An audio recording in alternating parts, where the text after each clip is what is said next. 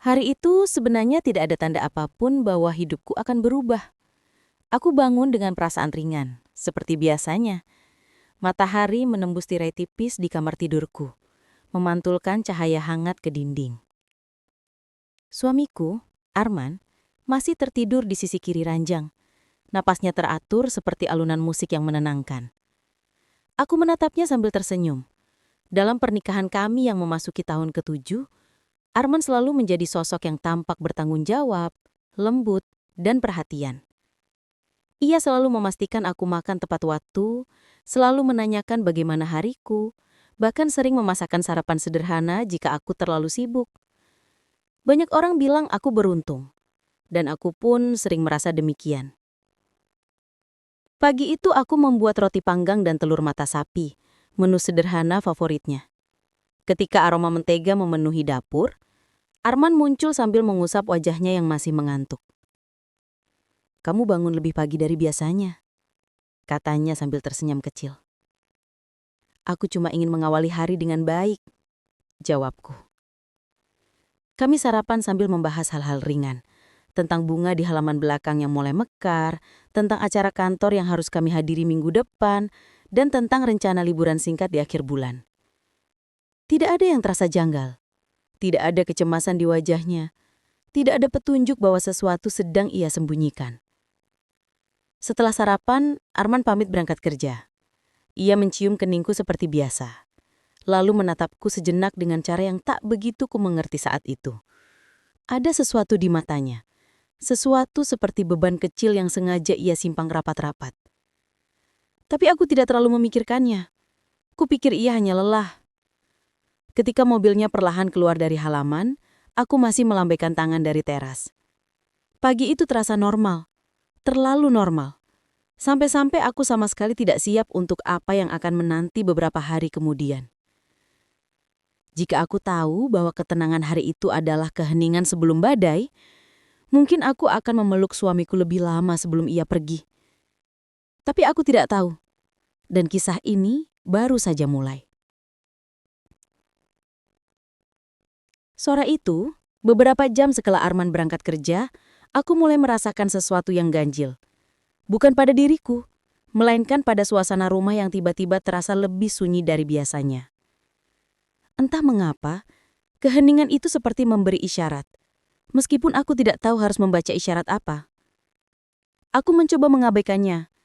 Aku menyibukkan diri dengan pekerjaan rumah, menyiram tanaman, dan mengecek email kantor. Namun setiap beberapa menit, pikiranku kembali pada tatapan Arman pagi tadi. Tatapan yang hangat, tapi seolah menyimpan sebuah rahasia yang tidak pernah ia bagikan. Tapi aku tidak terlalu memikirkannya. Menjelang sore, aku menerima pesan darinya. "Sayang, aku pulang agak terlambat. Jangan tunggu makan ya." Pesan seperti itu sebenarnya bukan hal baru. Pekerjaan Arman sering membuatnya lembur. Tapi hari itu terasa berbeda. Pesannya singkat sekali, tanpa emotikon, tanpa tambahan kata apapun. Tidak seperti biasanya. Perasaanku mulai tidak enak. Seperti ada gelombang kecil yang bergerak di dalam dadaku, memaksaku untuk lebih memperhatikan hal-hal yang sebelumnya aku anggap sepele. Kemudian sebuah kejadian sederhana membuat perasaanku semakin tidak tenang. Saat aku sedang menyiapkan makan malam, ponsel Arman yang tertinggal di rak dekat pintu tiba-tiba bergetar. Biasanya Arman selalu membawa ponselnya. Itu pun sudah aneh. Getaran itu muncul berulang kali seolah pengirimnya sangat ingin direspons. Aku menatap ponsel itu lama. Ada dorongan kuat untuk mengambilnya, membuka layarnya, dan mencari tahu siapa yang menghubunginya dengan begitu mendesak. Tapi aku menahan diri. Aku percaya padanya. Aku tidak ingin menjadi istri yang curiga tanpa alasan.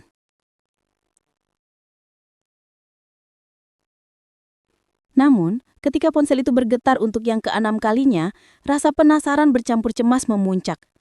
Aku mendekat, dan entah keberanian dari mana, aku menengok sekilas ke layar. Nama yang muncul di sana membuat dadaku seolah berhenti berdetak sejenak.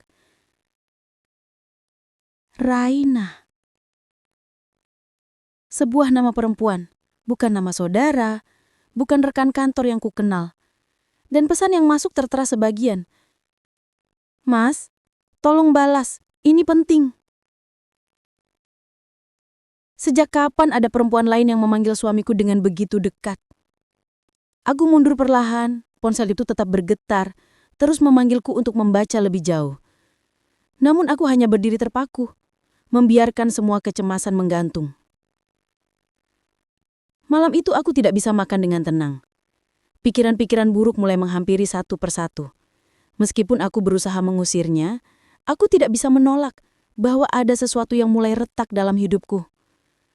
Dan retakan itu akan membesar lebih cepat dari yang aku bayangkan. Sebab di keesokan harinya, telepon dari sebuah rumah sakit akan mengubah segalanya. Pagi itu, aku baru saja menuang air panas ke cangkir saat ponselku berdering. Nada dering biasa, tapi entah mengapa bunyinya membuat jantungku langsung menekang. Aku melihat layar, dan nama yang muncul bukan nama Arman, melainkan nomor tak dikenal dengan kode area rumah sakit pusat kota. Aku mengangkatnya dengan tangan bergetar. Benar dengan Ibu Aulia, suara seorang perempuan di ujung sana terdengar resmi namun tergesa-gesa. Iya, saya sendiri. Saya perawat dari Rumah Sakit Satria Medika. Suami ibu, Bapak Arman Pradipta, baru saja dibawa ke IGD. Kondisinya cukup serius. Kami butuh keluarga datang secepatnya. Aku hampir menjatuhkan ponsel. Dunia rasanya berputar tidak karuan. Maaf, maksudnya apa? Apa yang terjadi pada suami saya? Beliau mengalami sesak hebat saat sedang bekerja. Tim dokter sedang melakukan penanganan awal. Mohon segera menuju rumah sakit, Bu. Setelah itu suaranya terdengar makin jauh, seperti terhalang oleh kabut. Aku tidak ingat apa yang kuucapkan selanjutnya. Yang jelas, tubuhku bergerak sendiri, mengambil tas, menyambar kunci, dan berlari keluar rumah seperti seseorang yang kehilangan arah.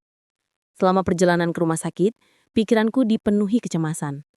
Tapi di balik itu, sebuah nama terus terngiang. Raina, perempuan misterius yang semalam mengirimi pesan berulang kali. Pesan yang belum sempat kubuka. Apa hubungannya dengan semua ini? Kenapa suamiku tidak membawa ponselnya? Dan kenapa ia tiba-tiba jatuh sakit seperti itu? Aku tiba di rumah sakit dengan napas tersengal. Aroma antiseptik menyergap, membuat kecemasanku semakin dalam. Di ruang tunggu IGD, aku disambut oleh seorang perawat yang langsung mengenalku. Ia memintaku duduk, tapi aku tidak sanggup. Kakiku gemetar. Suami ibu sedang ditangani dokter. Beliau kehilangan kesadaran beberapa menit sebelum sampai di sini. Jelasnya. Kehilangan kesadaran? Arman, suamiku yang selama ini terlihat sehat? Aku memeluk lengan sendiri, merasa seluruh tubuhku dingin. Tepat saat itu, pintu IGD terbuka dan seorang dokter keluar. Ia menatapku dengan ekspresi serius namun menenangkan. Ibu Aulia? Iya, Dok. Bagaimana keadaan suami saya? Suaraku hampir tidak keluar. Yang paling penting, beliau sekarang stabil. Tapi kami harus memindahkannya ke ruang ICU untuk penanganan lebih intensif. Ada beberapa hal yang perlu kami pastikan lebih lanjut. Aku menutup mulut dengan kedua tangan, menahan isak yang nyaris pecah. Masuk ICU. Dua kata itu saja sudah cukup untuk meruntuhkan seluruh kestabilanku. Dokter itu menambahkan, ada seseorang yang membawa beliau ke sini. Katanya dia sudah menghubungi keluarga, namun dia tidak menunggu. Ia pergi segera setelah memastikan suami ibu ditangani. Aku mengerutkan dahi. Siapa, Dok? Dokter itu tampak ragu sejenak. Saya tidak tahu pasti, tapi perawat yang menerima pasien mengatakan pengantarnya seorang perempuan. Perempuan. Di saat itu juga, satu-satunya nama yang muncul di pikiranku hanyalah Raina. Dan untuk pertama kalinya, aku sadar hidupku sedang memasuki badai yang tidak pernah kubayangkan sebelumnya. Begitu kalimat itu berputar di kepalaku, tubuhku seperti kehilangan pijakan. Aku mencoba menarik nafas dalam, tapi rasanya seperti ada sesuatu yang menahan dadaku. Seorang perempuan. Perempuan yang mengantar Arman ke rumah sakit. Perempuan yang pergi sebelum aku tiba. Perempuan itu siapa? Kenapa bukan rekan kerjanya? Kenapa bukan teman kantor? Dan kenapa ia pergi tanpa meninggalkan identitas? Pertanyaan-pertanyaan itu membuatku semakin gelisah. Perawat yang menemaniku sejak awal mendekat seolah memahami kebingunganku. Ibu, kalau berkenan, saya bisa menunjukkan barang-barang milik suami ibu yang tadi diserahkan oleh pengantar. Barang-barang? Dadaku langsung mengencang. Tolong, iya, saya ingin lihat. Perawat itu mengajakku ke meja kecil di dekat ruang administrasi. Di sana ada sebuah kantong bening berisi dompet Arman, jam tangan yang sudah kulelipan berkali-kali, dan sesuatu yang membuatku terdiam lama. Sebuah shawl berwarna biru pastel. Shawl wanita. Aku memegangnya perlahan. Bahannya lembut sekali, seperti baru dibeli. Aromanya samar, wangi bunga yang tidak kukenal. Yang jelas, itu bukan milikku, dan tidak pernah ada di rumah kami. Ini ikut ditemukan saat Bapak Arman dibawa masuk, Bu. Jelas perawat itu hati-hati. Tanganku bergetar. Dari pengantar itu, perawat itu mengangguk pelan. Sepertinya begitu. Aku memejamkan mata beberapa detik. Seluruh tubuhku seperti ditarik oleh rasa cemas yang jauh lebih kuat daripada sebelumnya. Bukan hanya soal siapa wanita itu, tapi juga apa hubungannya dengan suamiku. Aku masih mencoba menenangkan diri ketika tiba-tiba ponsel Arman yang tadi kutinggalkan di rumah terlintas kembali dalam ingatanku. Pesan-pesan dari seorang perempuan bernama Raina. Pesan yang belum sempat kubuka. Seketika aku menyesali keputusan untuk tidak membawanya tadi. Ada sesuatu yang ingin disampaikan perempuan itu. Sesuatu yang penting, sesuatu yang bisa menjelaskan semuanya. Aku memegang shawl itu lebih erat. Namun sebelum aku bisa memikirkan lebih jauh, seorang dokter datang memanggilku. Ibu Aulia, silahkan ikut saya. Suami ibu sudah dipindahkan ke ICU. Langkahku terasa berat seperti membawa seluruh kekhawatiran di dunia. Setiap detik terasa panjang, setiap suara di lorong rumah sakit seperti menghilang. Yang tersisa hanya denyut jantungku sendiri yang terdengar jelas. Ketika sampai di depan ICU, dokter itu berhenti. Ibu Aulia, ada sesuatu yang perlu saya sampaikan terlebih dahulu. Aku menatapnya. Napasku tersekat. Ada apa, Dok? Dokter itu ragu sejenak lalu berkata pelan. Kami menemukan indikasi bahwa suami ibu sudah mengalami gejala ini beberapa waktu lalu. Sayangnya, beliau tidak pernah memeriksakan diri. Maksud dokter, Arman sudah tahu tentang penyakitnya? Dokter itu mengangguk. Dan tepat saat itu, sebuah pemikiran paling menakutkan muncul di kepalaku.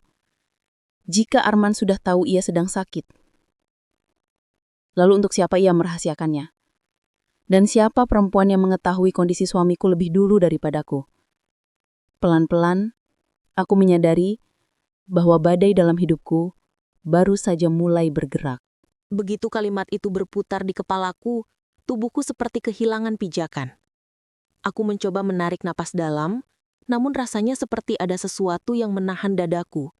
Seorang perempuan yang mengantar Arman ke rumah sakit. Perempuan yang pergi sebelum aku tiba.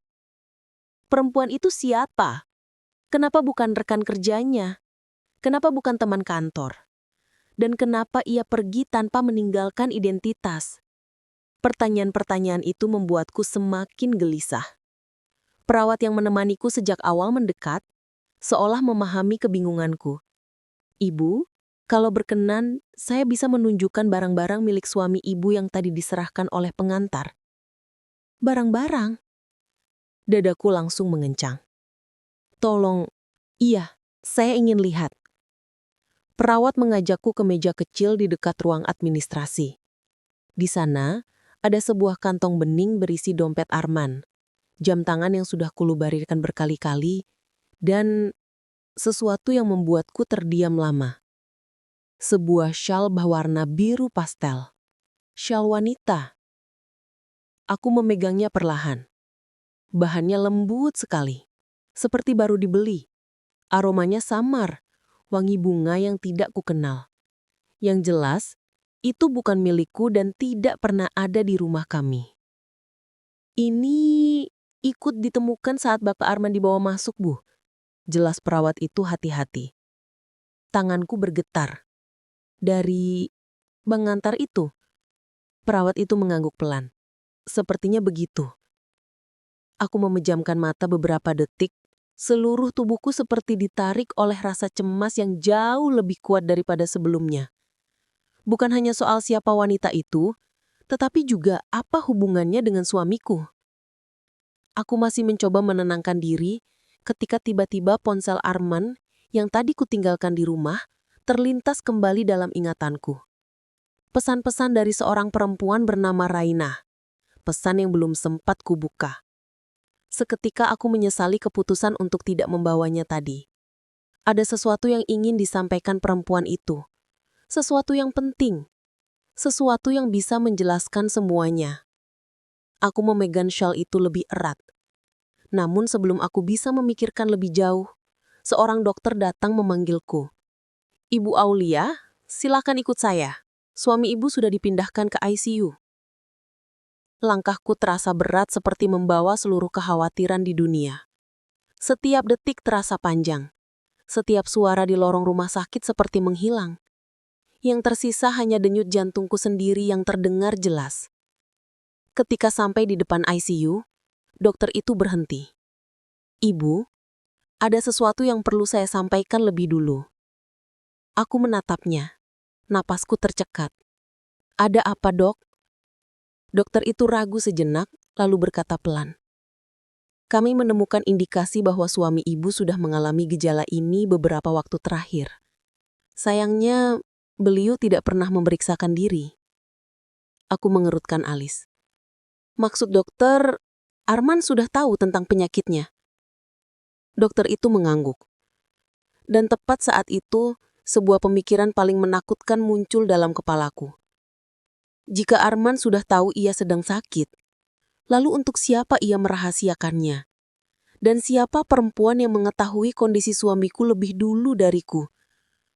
Pelan-pelan, aku menyadari bahwa badai dalam hidupku baru saja mulai bergerak. Begitu kata-kata itu keluar dari mulutnya, seluruh tubuhku seperti membeku. Perempuan yang selama ini hanya berupa nama di layar ponsel suamiku, kini berdiri tepat di depanku. Nyata, bernafas, dan tampak jauh lebih gugup dariku. Ia mengenakan blus sederhana, rambutnya terikat rapi, dan tatapannya penuh keraguan. Seolah ia sendiri tidak yakin apakah ia seharusnya berada di sini. Aku mengencangkan genggaman pada syal biru pastel yang masih kubawa. Jadi, kamu yang menjemput suami saya?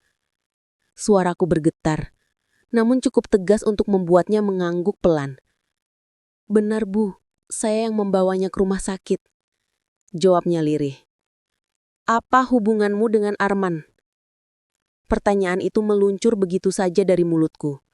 Aku tahu mungkin terdengar terlalu langsung, tapi seluruh emosiku sudah menggenang sejak tadi malam. Raina tampak menelan ludah, mengalihkan pandangannya ke lantai. Sebelum saya menjawab, boleh kita bicara di tempat yang agak tenang? Saya tidak ingin mengganggu pasien dan keluarga lain. Aku mengangguk, meskipun hatiku memberontak di dalam. Sekarang jelaskan, kataku pelan namun tajam. Siapa kamu bagi suami saya? Ia meremas jemarinya sendiri, wajahnya pucat. Saya bukan siapa-siapa dalam arti yang ibu pikirkan. Kalau bukan siapa-siapa, kenapa kamu yang membawa suami saya ke rumah sakit? Kenapa kamu yang tahu gejalanya? Kenapa kamu yang memegang ponselnya? Raina mengangkat wajahnya, matanya berkaca-kaca. Saya tahu ini terlihat buruk, sangat buruk.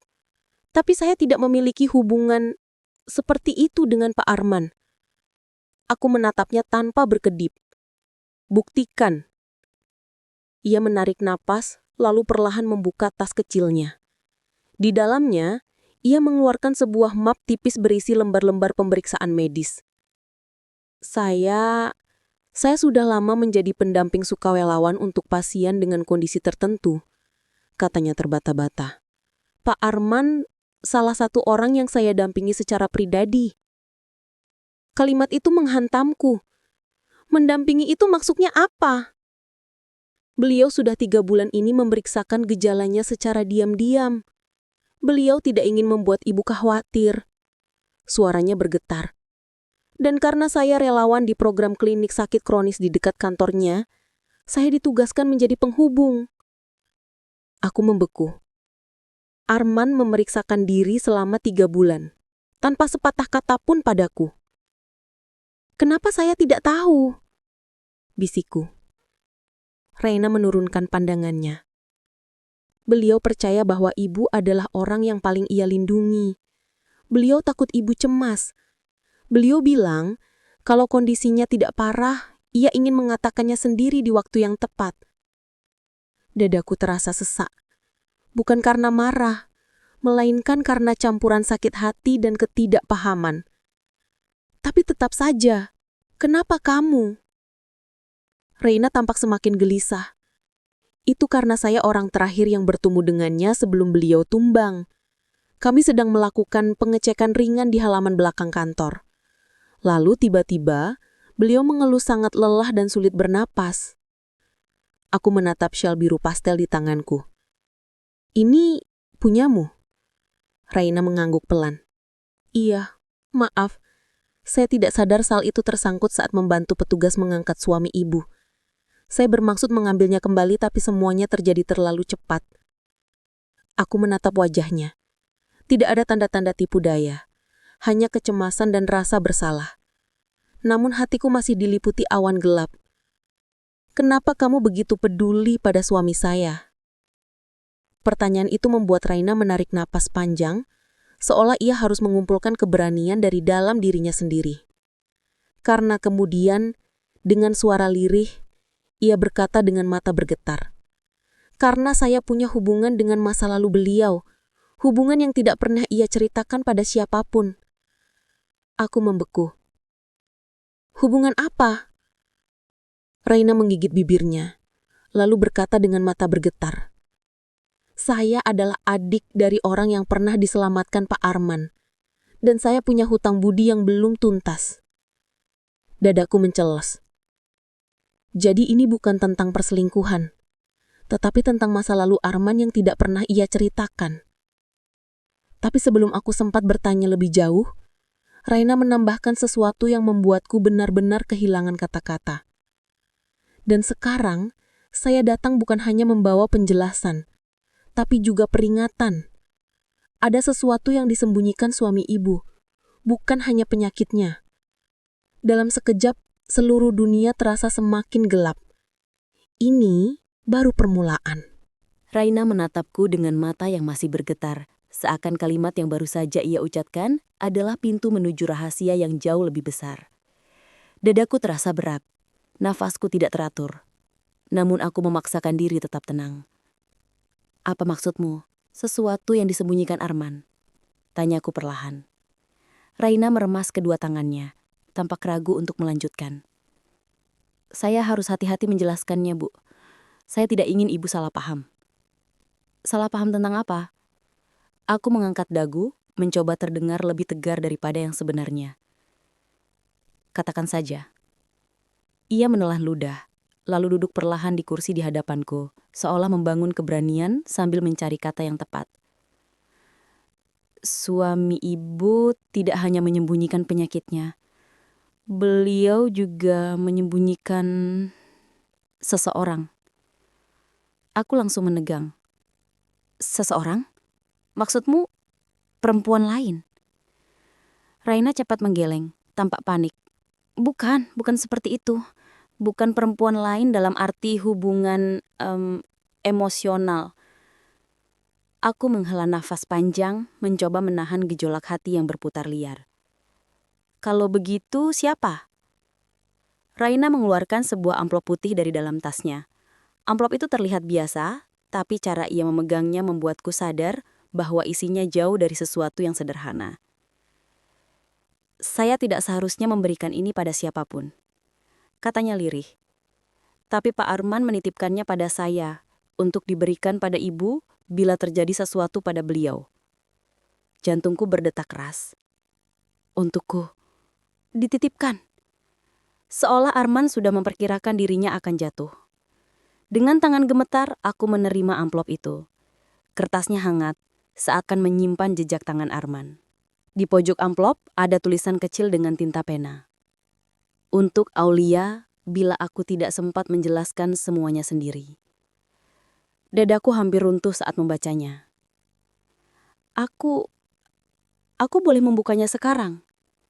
Tanyaku, suaraku hampir pecah. Raina mengangguk pelan. Itu memang untuk ibu. Tangan gemetar, aku membuka amplop itu perlahan. Di dalamnya ada dua benda. Sebuah foto kecil yang agak kusut, sepotong kertas dengan tulisan tangan Arman. Aku mengambil fotonya dulu. Begitu melihatnya, napasku tercekat. Foto itu menunjukkan Arman, beberapa tahun lebih muda, berdiri di depan sebuah rumah sederhana. Di sampingnya, seorang anak laki-laki kecil tersenyum lebar, memegang balon merah. Anak itu? Siapa? Perutku terasa mencelos. Rasa cemas langsung berubah menjadi campuran takut dan bingung. Aku menatap Raina. Ini siapa? Anak siapa ini? Raina tidak langsung menjawab. Ia menunduk dalam lalu berkata dengan suara yang hampir tenggelam. Anak itu bukan anak ibu. Dan bukan anak saya. Ia mengangkat wajahnya. Akhirnya menatapku langsung. Anak itu adalah seseorang yang sangat Arman lindungi karena ia bagian dari masa lalu yang sangat sulit bagi beliau. Darahku serasa berhenti mengalir. Bagian dari masa lalu? Maksudnya apa? Raiman menghela nafas panjang. Sebelum ibu menikah dengan beliau, Arman pernah terlibat dalam sebuah kejadian yang membuatnya berhutang besar pada satu keluarga. Kejadian apa? Ia tampak semakin gelisah. Saya tidak bisa menjelaskan detailnya tanpa izin Pak Arman. Tapi keluarga anak itu pernah sangat dekat dengan beliau. Dan setelah kejadian itu, Arman berjanji untuk menjaga mereka, apapun resikonya. Aku menggenggam foto itu begitu erat hingga ujung jariku memutih. Ada sesuatu yang tidak kuketahui. Sesuatu yang Arman simpan begitu dalam hingga tidak pernah muncul dalam 7 tahun pernikahan kami. Aku melihat ke tangan kiriku. Cincin kawin kami yang masih terpasang manis. Dan saat itu, perasaan itu datang. Aku tidak benar-benar mengenal suamiku sendiri. Namun sebelum aku sempat membaca surat yang menyertai foto itu, seorang dokter keluar dari ruang ICU dengan wajah serius. Ibu Aulia, kami perlu bicara. Kondisi suami ibu mengalami perubahan. Aku mendongak. Seluruh tubuh langsung diselimuti ketakutan. Perubahan apa, Dok? Belia memerlukan keputusan keluarga. Sekarang. Seolah dunia berhenti bergerak. Aku hanya bisa menggenggam foto itu erat-erat. Tanpa tahu bahwa keputusan yang akan kumiliki sesaat lagi adalah titik awal dari perjuangan yang jauh lebih berat daripada yang pernah kubayangkan. Aku berdiri terpaku di koridor ICU, sementara dokter memintaku mengikuti langkahnya menuju ruang konsultasi kecil. Raina menatapku cemas, tapi aku hanya mampu mengangguk lemah padanya sebelum menghilang ke balik pintu bersama dokter. Begitu pintu tertutup, dokter duduk di hadapanku dengan ekspresi yang membuat dadaku semakin bergemuruh. Ibu Aulia, ucapnya dengan nada lembut namun tegas. Kondisi suami ibu kembali menurun beberapa menit terakhir. Kami membutuhkan persetujuan untuk tindakan lanjutan. Aku merasakan pusing seketika. Tindakan lanjutan? Seperti apa, Dok? Suami ibu memerlukan alat bantu pernafasan yang lebih kuat untuk sementara waktu. Prosedur ini aman, tapi tetap memerlukan persetujuan keluarga inti. Aku memejamkan mata dalam-dalam. Dunia di sekelilingku terasa kabur. Apa itu berarti kondisinya semakin parah? Dokter diam beberapa detik sebelum menjawab seolah tidak ingin melukai perasaanku. Belia membutuhkan pemantauan intensif. Kami harus bertindak cepat agar kondisinya stabil kembali. Aku menelan ludah dengan susah payah. Saya setuju. Lakukan apapun yang diperlukan. Suaraku yang keluar terdengar seperti suara orang lain. Rapuh, bergetar. Dokter mengangguk. Terima kasih, Bu. Kami akan segera melanjutkan penanganan. Ia berdiri dan meninggalkanku sendirian. Pintu tertutup, meninggalkan keheningan yang terasa menekan. Aku menunduk. menatap foto anak laki-laki di tanganku. Senyumnya polos, seperti tidak tahu bahwa keberadaannya telah mengguncangkan seluruh hidupku. Dan surat Arman yang belum sempat kubaca terasa seperti pintu kebenaran yang menunggu untuk dibuka. Dengan tangan gemetar, aku buka lipatan kertas itu. Tulisan Arman muncul di hadapanku, bergetar di antara linanganku yang mulai jatuh. Aulia, maafkan aku. Ada sesuatu yang seharusnya sudah aku katakan sejak dulu. Jika kamu memegang surat ini, berarti aku tidak sempat menjelaskan semuanya sendiri. Tolong dengarkan dulu. Jangan menarik kesimpulan sebelum kamu mendengar cerita lengkapnya. Dadaku sesak. Aku membaca lanjutannya dengan nafas tertahan. Divo. Anak laki-laki di foto itu bernama Divo. Dia bukan anakku, tapi dia adalah anak dari seseorang yang pernah menaruh kepercayaan besar padaku, dan aku gagal menjaganya. Aku punya tanggung jawab terhadapnya, tanggung jawab yang tidak mudah kujelaskan tanpa membuka masa lalu yang mungkin akan mengejutkanmu. Tanganku bergetar hebat. Aku terpaksa berhenti membaca sejenak, mencoba menenangkan diri. Divo, siapa dia? Dan siapa orang tuanya? Aku melanjutkan membaca perlahan. Aulia, aku tahu kamu akan terluka. Aku tahu ini akan membuatmu mempertanyakan seluruh kehidupanku. Tapi kumohon, jangan benci dulu. Aku hanya ingin melindungimu dari masa lalu yang tidak pantas kamu pikul. Tepat saat itu, pintu ruang konsultasi diketuk. Aku mendongak, terkejut. Raina berdiri di ambang pintu dengan wajah pucat. Ada kabar dari dokter, katanya lirih. Kondisi Pak Arman mulai stabil lagi, tapi beliau belum sadar. Aku menghembuskan nafas lega, meskipun hanya sedikit.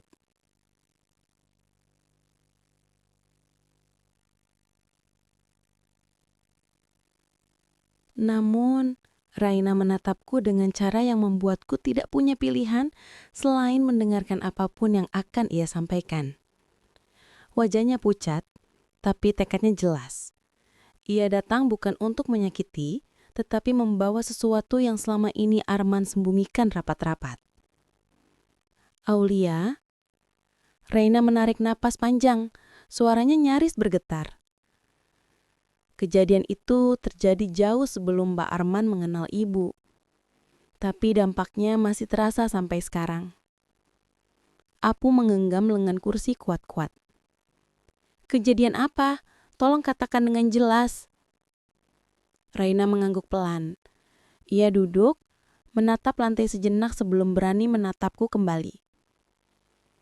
Kakak saya, Divo, sebenarnya bukan adik bungsu dalam keluarga kami.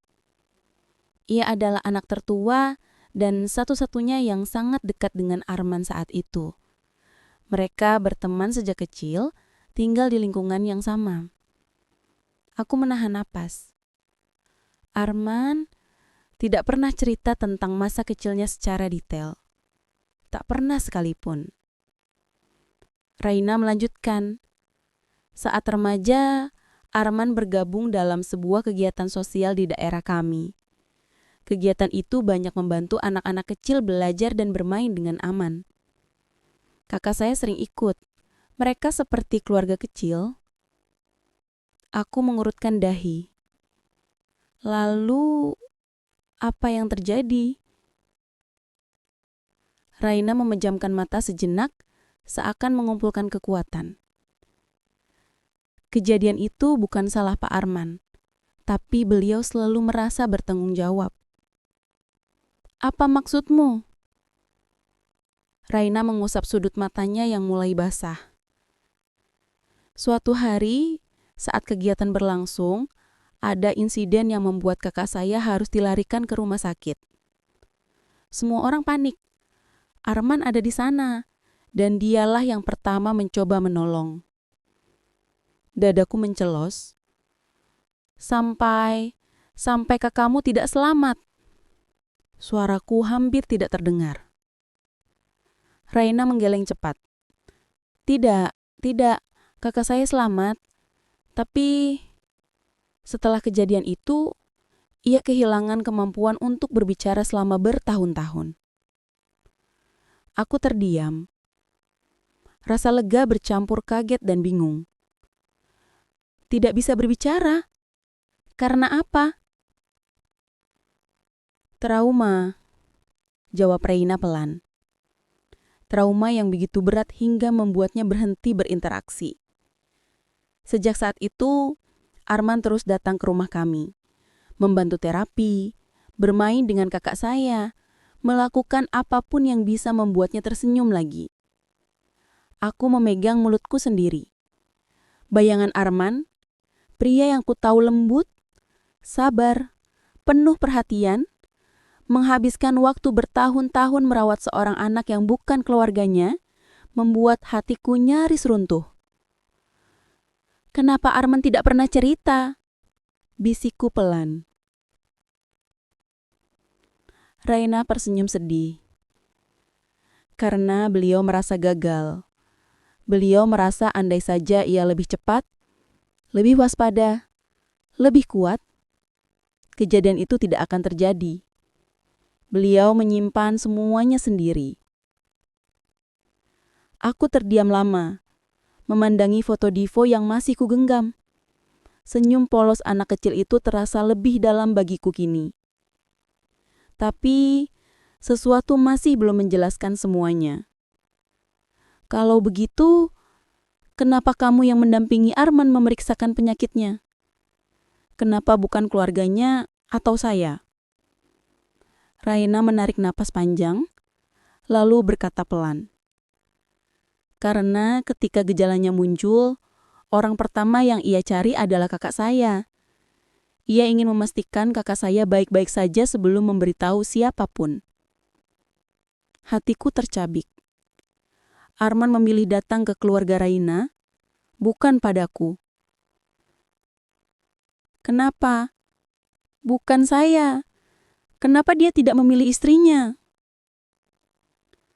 Raina menatapku penuh kesedihan. Karena Pak Arman tahu, bila ibu tahu, ibu akan menangis terlebih dahulu sebelum beliau sempat menjelaskan. Ia menambahkan dengan suara hampir berbisik. Dan beliau tidak ingin melihat ibu menangis karenanya. Mataku panas. Tenggorokanku tercekak. Aku ingin marah. Aku ingin berteriak. Aku ingin menuntut semua penjelasan langsung dari Arman. Tapi ia masih terbaring di ICU. Tidak sadar. Tidak bisa menjawab. Reina menghapus air matanya perlahan. Dan Bu, masih ada satu hal lagi. Ia menatapku lekat-lekat. Hari saat kondisi Pak Arman memburuk, kakak saya ada bersamanya. Mereka sedang melakukan sesuatu yang sangat penting, sesuatu yang Pak Arman lakukan untuk menyelesaikan hutang masa lalunya. Aku mengerutkan dahi. Sesuatu apa? Raina menunduk, lalu mengangkat wajahnya dengan berat hati. Pak Arman sedang berusaha mempertemukan saya dan keluarga saya dengan seseorang yang sudah sangat lama menghilang dari hidup kami. Seseorang yang bisa menyembuhkan luka lama itu. Aku menahan napas. Siapa? Raina mengucapkan nama itu perlahan, nama yang belum pernah kudengar sebelumnya. Tapi terasa penting, terlalu penting. Orang itu bernama Nadia. Ia berhenti sejenak, dan ibu seharusnya bersiap. Karena Nadia akan mencarimu. Kalimat itu menggema di kepalaku, membuat seluruh tubuhku terasa dingin. Siapapun Nadia itu, jelas ia bukan orang biasa. Cara Raina mengucapkannya, pelan, penuh kewaspadaan, seolah nama itu sendiri mengandung beban yang tidak ringan, membuatku langsung waspada. Aku menatap Raina lekat-lekat. Siapa Nadia? Dan kenapa dia harus mencariku? Raina menarik napas panjang, mengusap keringat dingin di dahinya. Bu, Saya ingin menjelaskannya dengan seterang mungkin. Tapi saya perlu memastikan ibu benar-benar siap mendengar semuanya. Siap atau tidak, aku harus tahu. Jawabku tegas, meski suaraku bergetar. Raina mengangguk. Baik, saya mulai dari sini. Nadia adalah orang terakhir yang dekat dengan keluarga saya sebelum insiden yang menimpa kakak saya. Dia yang ditunjuk menjaga anak-anak termasuk kakak saya saat Arman harus menyelesaikan tugas di ruang lain. Tapi di saat itu terjadi insiden, Nadia tidak ada di tempatnya. Dia pergi meninggalkan anak-anak sebentar tanpa izin. Aku menutup mulutku dengan tangan. Jadi, saat insiden itu terjadi, Arman yang menanggung semuanya. Raina mengangguk pelan. Benar, karena dialah yang langsung menolong. Dialah yang mengantar kakak saya ke rumah sakit. Dan sejak hari itu, Nadia menghilang. Ia pergi sebelum ada yang sempat mencari penjelasan. Dan keluarganya pun memutus kontak. Aku merasakan hatiku berubah menjadi campuran marah dan kasihan pada Arman. Arman? Menanggung kesalahan Nadia selama bertahun-tahun? Bukan hanya menanggung, Bu. Raina menatapku dalam-dalam. Pak Arman merasa dialah yang bertanggung jawab atas hilangnya suara kakak saya. Dan rasa bersalah itu membuat beliau tidak pernah menyebut nama Nadia lagi. Aku memejamkan mata dalam-dalam. Arman memikul beban sebesar itu sendirian. Tanpa keluarga, tanpa aku, tanpa siapapun. Lalu, kenapa Nadia ingin mencariku? Suaraku patah-patah. Raina mendekat. Karena sebelum kondisi Pak Arman memburuk, beliau berencana mempertemukan kami semua, saya, keluarga saya dan Nadia, untuk menyelesaikan masa lalu itu. Dan Pak Arman juga ingin ibu tahu. Tidak ada yang ia sembunyikan untuk membuat ibu kecewa. Ia hanya ingin melindungi ibu dari luka yang mungkin datang kalau masa lalu itu terbuka begitu saja. Aku tercekak. Jadi aku juga bagian dari rencananya. Raina mengangguk. Pak Arman ingin menyelesaikan semuanya sebelum mengungkapkan kondisinya pada ibu. Beliau ingin ibu melihat kebenaran dengan cara yang paling aman. Mataku panas. Ada rasa pilu yang menekan dadaku. Tapi, kenapa Nadia mencariku? Ulangku lagi kini dengan suara lebih lirih. Raina menggenggam tanganku pelan. Karena saat insiden itu terjadi, hanya ada 2 orang dewasa yang bertanggung jawab terhadap keselamatan anak-anak. Dan salah satunya adalah suami ibu. Dadaku langsung terasa sesak. Pak Arman merasa tahu. Pak Arman ingin bicara langsung dengan Nadia. Tapi Nadia memilih menghindar. Dan ketika kakak saya menemukan keberaniannya kembali untuk menghadapi masa lalu, justru saat itulah Pak Arman tumbang. Aku menunduk. Jadi, Nadia akan mencariku? Untuk apa? Untuk menagih jawaban. Karena Pak Arman bukan hanya saksi. Dia adalah sosok yang paling berpengaruh dalam kejadian itu. Dan Nadia ingin membela dirinya sendiri. Dengan cara apapun, aku menelan ludah. Cara apapun? Termasuk membalik cerita seolah Armanlah yang lalai. Aku menatap Raina dengan mata membesar. Tidak mungkin. Raina mengangguk. Wajahnya tegang. Karena Arman tidak sadar dan tidak bisa membela diri. Dan ibu adalah satu-satunya pintu masuk Nadia untuk mengubah kebenaran.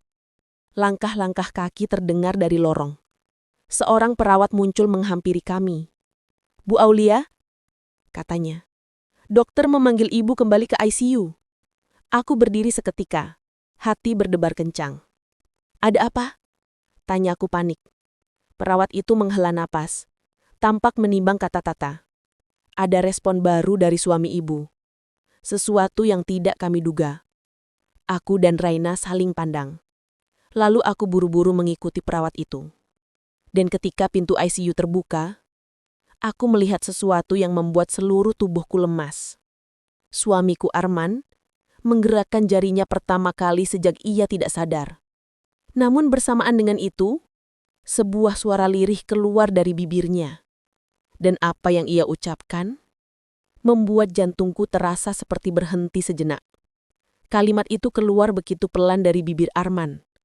Hampir seperti desahan, namun cukup jelas untuk menusuk seluruh pikiranku. Aku berdiri mematung di samping ranjang, tidak yakin apakah aku benar-benar mendengar suara itu atau hanya membayangkannya. Arman, panggilku pelan. Suaraku bergetar. Kamu dengar aku? Kamu sadar? Matanya tetap terpejam. Hanya jarinya yang kembali bergerak sedikit. Seakan ia berusaha menyampaikan sesuatu, tetapi tubuhnya belum mampu mengikuti keinginannya. Perawat segera menghampiri, memeriksa alat monitor di samping ranjang. Ibu, sebaiknya jangan banyak bicara dulu. Pasien baru menunjukkan respon kecil. Kita tidak boleh memaksanya. Aku mengangguk, meski hatiku penuh dengan kata-kata yang ingin meluncur. Perawat melangkah mundur, memberiku ruang. Aku duduk di kursi kecil, memegang tangan Arman dengan kedua tanganku. Dan saat itulah aku sadar. Apapun yang Arman katakan barusan, bukanlah hal sepele. Aku merasakan tubuhku bergetar. Bukan hanya karena cemas, tapi karena satu hal. Ia memilih kata-kata yang sangat spesifik. Jangan percaya siapapun. Seolah ia tahu bahwa ada sesuatu atau seseorang yang tidak semestinya ku percaya. Aku mencuri pandang ke arah pintu ICU. Raina masih di luar. Menunggu. Apakah kata-kata Arman untukku tentang dia? Atau tentang seseorang yang belum muncul? Atau tentang Nadia, yang katanya akan mencariku?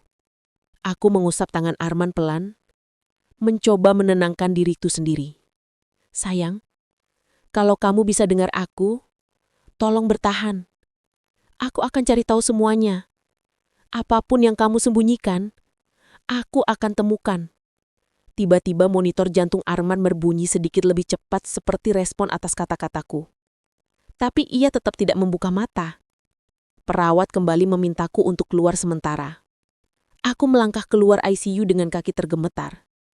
Raina standiri menungguku, wajahnya penuh cemas. Bagaimana, Bu? Aku menunduk sebentar, lalu menjawab singkat. Arman bicara sesuatu. Raina menahan napas. Apa yang dia katakan? Aku ragu sejenak. Haruskah aku memberitahunya kata-kata Arman? Atau justru itu pesan agar aku mulai menjaga jarak? Namun aku memutuskan untuk diam. Aku tidak yakin. Suaranya lemah sekali. Jawabku pelan. Raina mengangguk kecil. Tampak lega dan sekaligus cemas. Mungkin itu pertanda baik. Setidaknya, beliau mulai merespon. Aku ingin percaya. Tapi kata-kata Arman terus menggemuruh dalam benakku. Jangan percaya siapapun. Seolah belum cukup membuatku bingung, teleponku tiba-tiba bergetar. Nomor tak dikenal. Aku mengernyit. Bu Aulia? Suara seorang perempuan muncul ketika ku angkat. Suaranya lembut, tapi terdengar dingin sekaligus familiar entah kenapa. Iya, betul. Dengan siapa ya? Hening sesaat. Lalu, suara itu berkata, nama saya Nadia. Kita perlu berbicara. Dan saya sudah ada di rumah sakit. Aku tertengun. Raina memandangku penuh tanda tanya. Ada apa, Bu? Aku menutup telepon perlahan. Jantungku berdegup semakin keras. Aku menelan ludah. Dia sudah sampai. Raina tampak bingung. Siapa? Aku menatapnya penuh dilema. Dan dengan suara yang nyaris tak terdengar, aku menjawab. Nadia. Raina membeku. Wajahnya memucat drastis. Tidak mungkin secepat itu. Aku menarik napas panjang, mencoba menahan guncangan di dadaku. Dia bilang ingin berbicara denganku. Sekarang. Dan sebelum aku sempat memutuskan apa yang harus kulakukan, seorang perempuan muncul dari ujung lorong. Berdiri dengan penuh ketenangan, seolah sudah lama menunggu. Perempuan berwajah anggun, dengan mata tajam yang langsung mengunci mataku. Dia tersenyum tipis. Aulia, tanyanya. Saya Nadia. Raina langsung tegang. Dan seketika, aku memahami satu hal yang akan terjadi setelah ini. Tidak akan mudah. Tidak akan sederhana. Dan mungkin inilah awal dari kebenaran yang paling menyakitkan. Namun aku harus mendengarnya. Nadia melangkah mendekat dengan ketenangan yang justru membuatku semakin gugup. Ada sesuatu pada sorot matanya. Tenang, namun penuh perhitungan, yang membuat ruang rumah sakit tiba-tiba terasa lebih sempit. Aulia, ulangnya dengan senyum tipis yang tidak bisa kuterjemahkan. Terima kasih, sudah bersedia bertemu. Raina, yang berdiri di sampingku, seketika berubah kaku.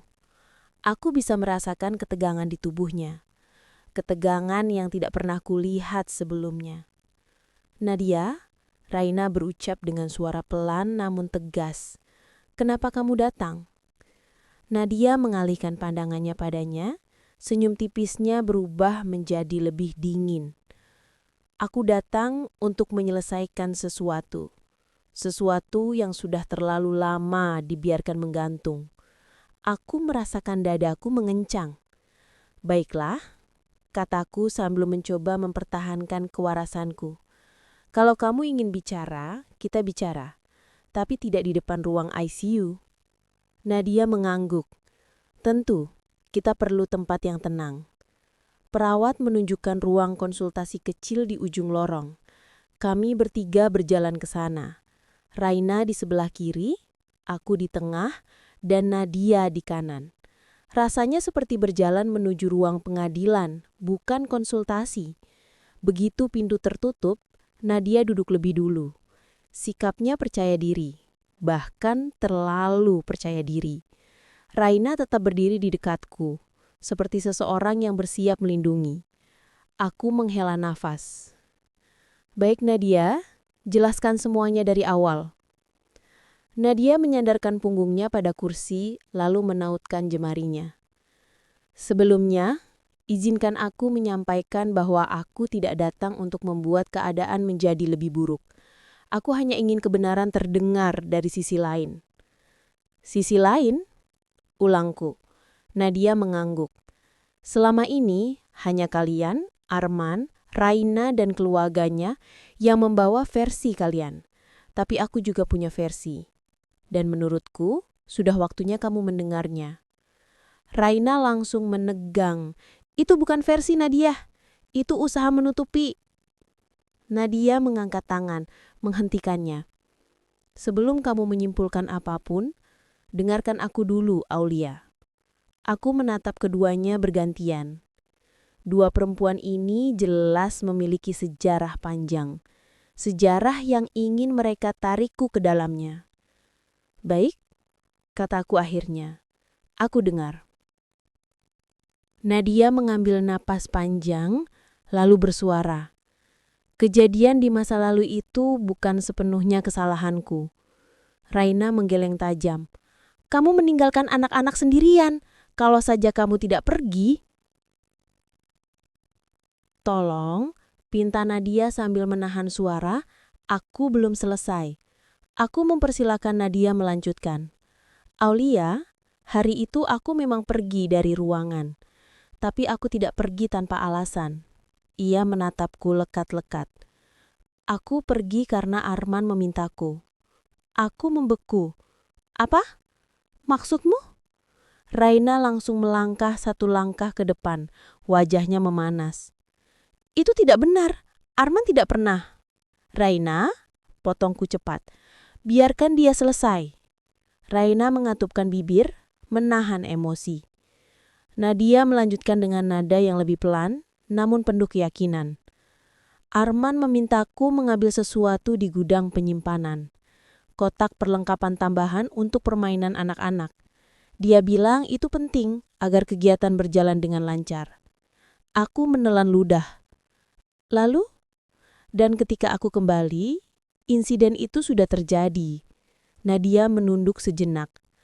Aku tidak lari dari tanggung jawab. Aku pergi karena semua orang tiba-tiba menyalaskanku tanpa melihat kenyataan bahwa aku hanya menjalankan permintaan Arman. Aku membeku. Pikiranku berputar cepat. Jika itu benar, maka cerita yang selama ini ku dengar hanya setengahnya. Tapi suaraku bergetar. Kenapa kamu menghilang setelah kejadian itu?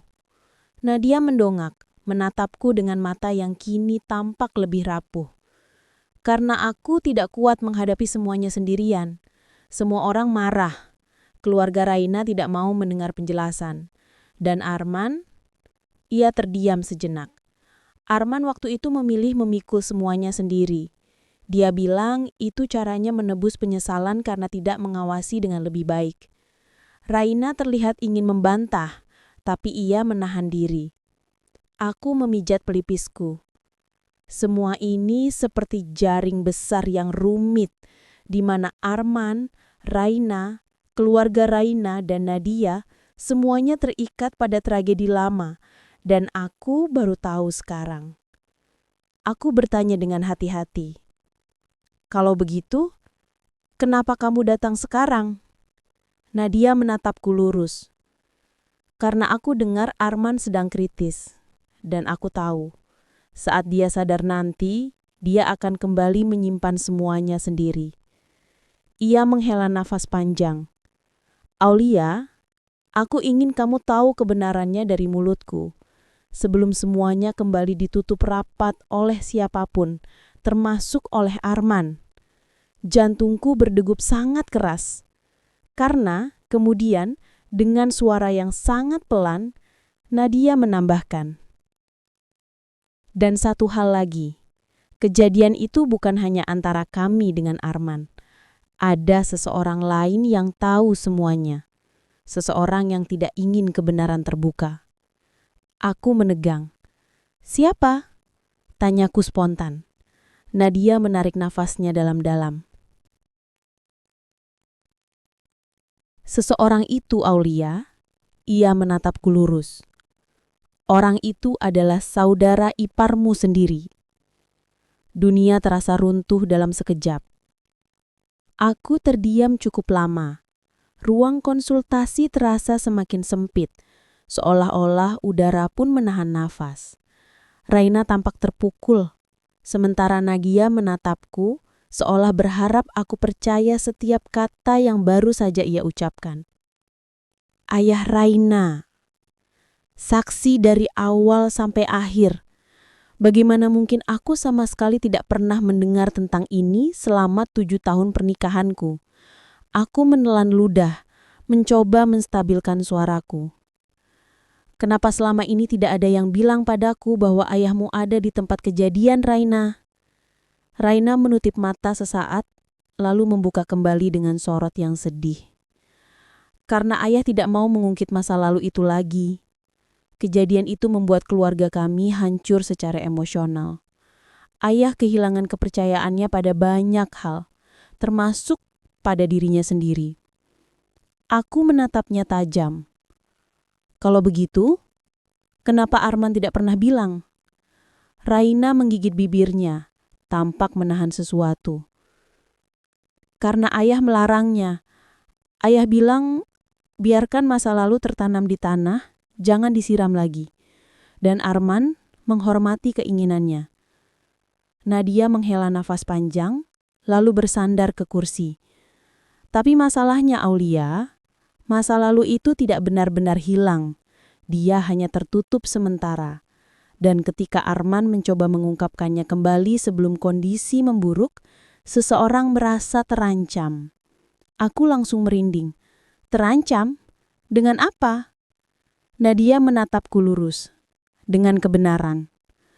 Raina menggeleng keras. Nadia, jangan menuduh ayah sembarangan. Ayah tidak pernah bermaksud buruk pada siapapun. Kalau begitu, kenapa beliau menghilang dari kegiatan sosial setelah insiden itu? Kenapa beliau memutus semua komunikasi saat banyak orang masih butuh penjelasan? Raina terdiam. Ia memalingkan wajah, suaranya pecah.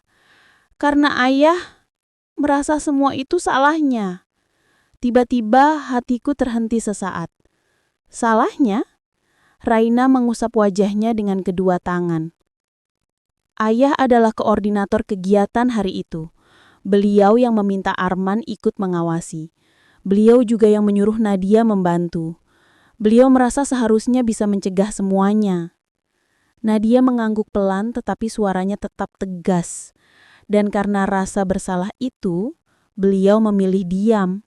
Namun diamnya beliau bukan berarti tidak tahu kebenaran. Aku memijat pelipisku. Semakin banyak penjelasan, semakin besar rasanya misteri ini tumbuh. Seperti benang kusut yang setiap kali kutarik, malah semakin erat. Aku menghadap Raina. Kalau begitu, aku ingin bicara dengan ayahmu. Raina tersentak. Buah tidak, ayah saya.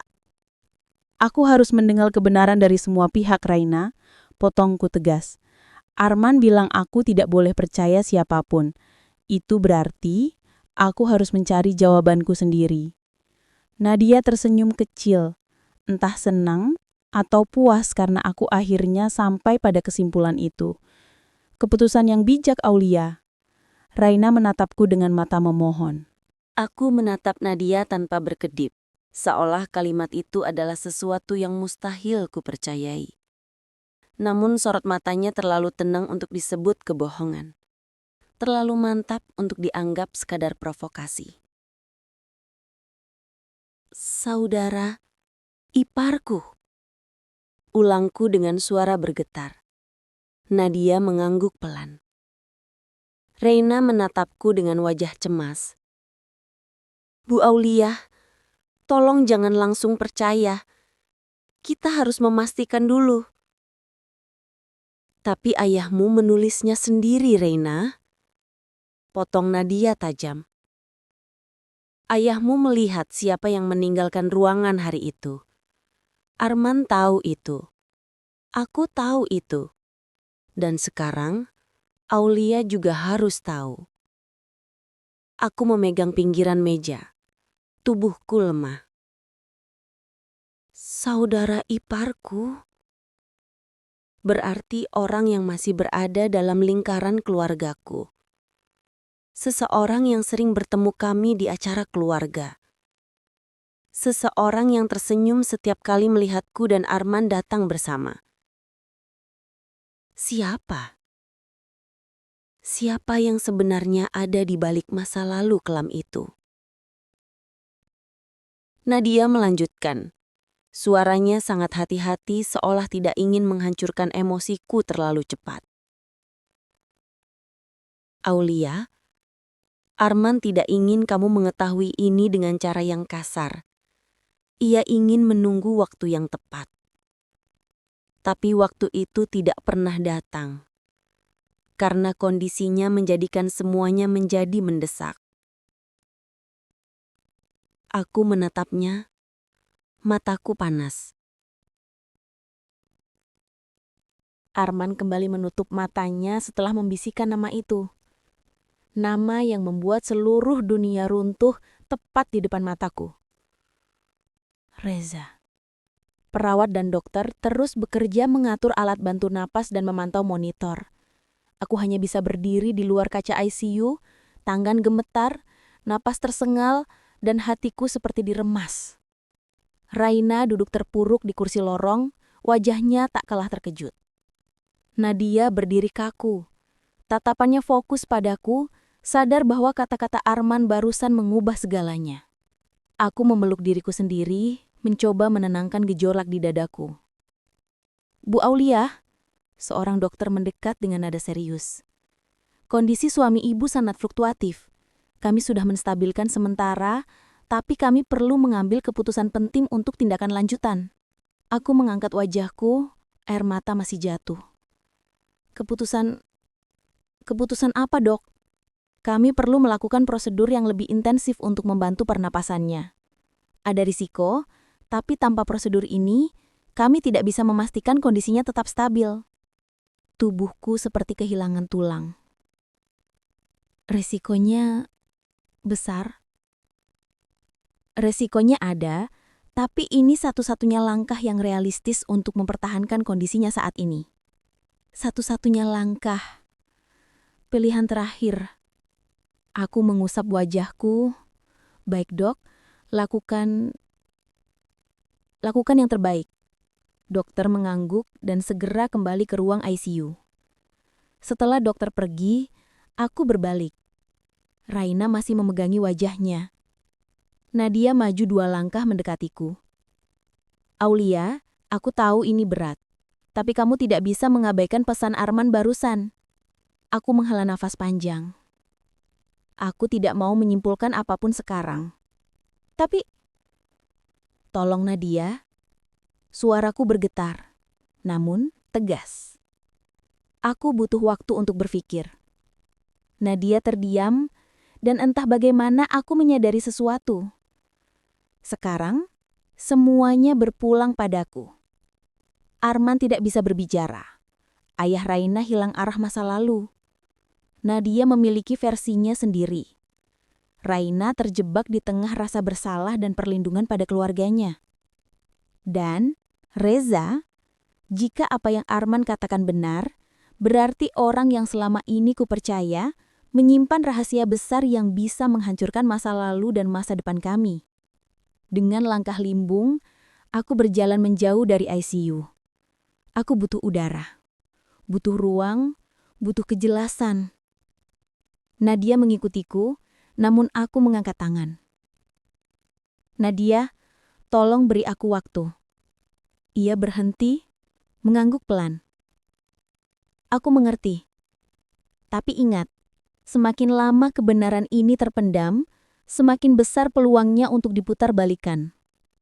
Kalimat itu menempel di kepalaku. Aku melangkah ke taman kecil rumah sakit, tempat yang sunyi, hanya ada kursi dan tanaman hijau. Malam mulai turun, angin sejuk menampar kulitku. Aku duduk, menunduk, memegang kepalaku. Aku harus memilih. Mencari kebenaran, menentukan harus mempercayai siapa, dan menentukan langkah apa yang harus kuambil untuk suamiku. Aku memejamkan mata ketika teleponku tiba-tiba bergetar. Kupikir itu Raina atau Nadia. Ternyata bukan. Nama yang muncul membuat seluruh tubuhku membeku. Reza, adik ipar. Jantungku berdegup cepat. Kenapa dia menelpon sekarang? Tepat setelah Arman menyebut namanya dengan begitu lemah. Aku hampir tidak bisa menekan tombol jawab, namun aku lakukan. Halo? Reza? Suaraku pelan. Aku dengar Arman masuk ICU. Aku langsung menuju rumah sakit. Kamu di mana? Aku di taman. Aku ke sana. Kita harus bicara. Tunggu. Reza, aku mencoba terdengar tetap tenang. Sebelum kamu datang, aku perlu tahu sesuatu. Ya? Apa kamu... Aku menghela napas panjang. Dada terasa berat. Apa kamu ada di tempat kejadian waktu insiden masa kecil Divo terjadi? Hening beberapa detik. Terdiam seperti ada sesuatu yang dicegah untuk keluar. Lalu suara Reza terdengar. Tidak marah, tidak terkejut, namun sangat hati-hati. Aulia, siapa yang bilang padamu soal itu? Aku menahan nafas. Itu bukan jawaban, melainkan pertanyaan balik. Pertanda jelas bahwa Reza tahu persis apa yang maksudku. Aku tanya saja Reza. Apa kamu ada di sana? Hening lagi. Lebih panjang. Lebih mencurigakan. Aku sudah di parkiran. Ucap Reza akhirnya, mengabaikan pertanyaanku. Tunggu aku di sana. Sekarang. Seketika aku merinding. Nada suaranya bukan nada suara Reza biasa. Nada itu dingin.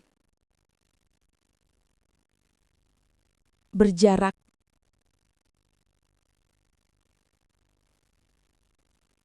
Seolah ia tahu semua rahasia yang sedang terungkap dan ingin menghentikannya. Telepon terputus. Aku menatap layar kosong, gemetar. Di kejauhan, aku mendengar langkah cepat seseorang dari arah parkiran. Ketika aku melihat sosok itu mendekat, Jantungku seperti melompat ke tenggorokan. Itu Reza.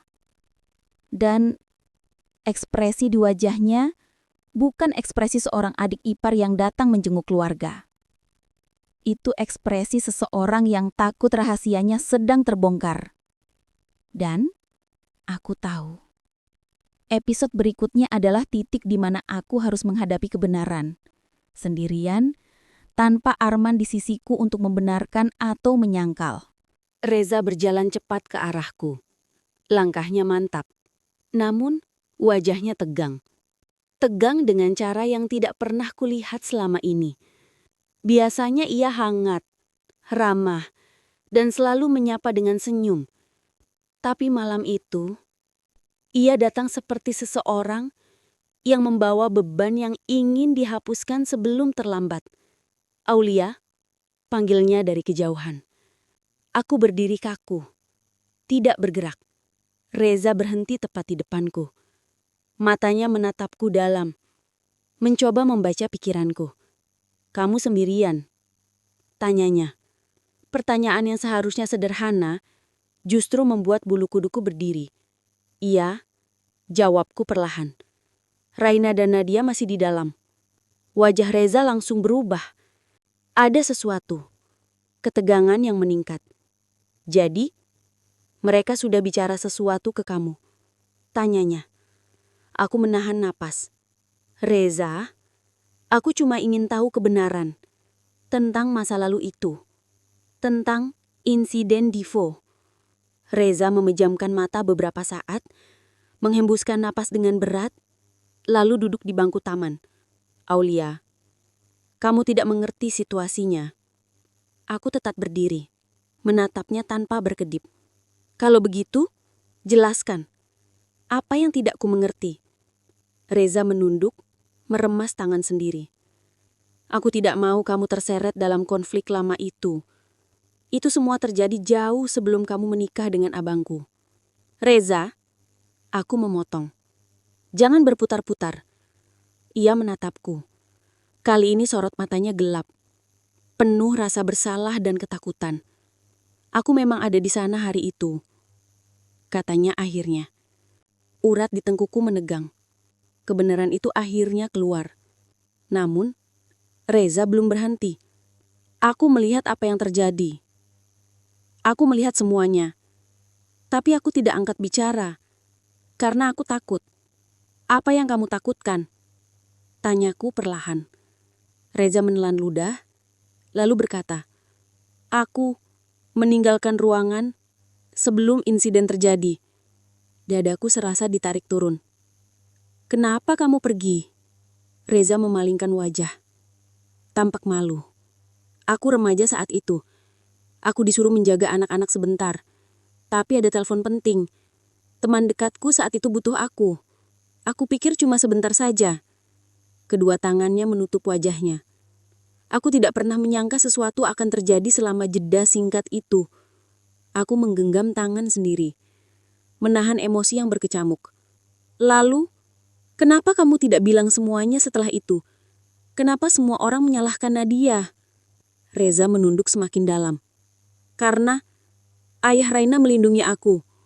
Jantungku berdegup sangat cepat. "Melindungimu?" ulangku. Reza mengangguk, penuh rasa bersalah. "Ayah Raina tahu aku yang meninggalkan ruangan. Dia melihatku keluar. Tapi dia juga tahu Nadia pergi sebentar. Dan dia memilih membiarkan semua orang percaya bahwa Nadialah yang bersalah." Aku terperangah. Kenapa? Karena aku adalah keponakan kesayangannya. Dunia mulai berputar. Selama ini, semua orang menyalahkan Nadia. Bahkan, Arman memikul beban itu. Padahal, "Reza," suaraku bergetar tak terkendali. "Kamu membiarkan Arman menanggung itu semua sendirian." Reza menatapku, matanya berkaca-kaca. "Aku menyesal, Aulia. Sampai hari ini, aku ingin minta maaf pada abang. Tapi aku terlalu malu, terlalu takut."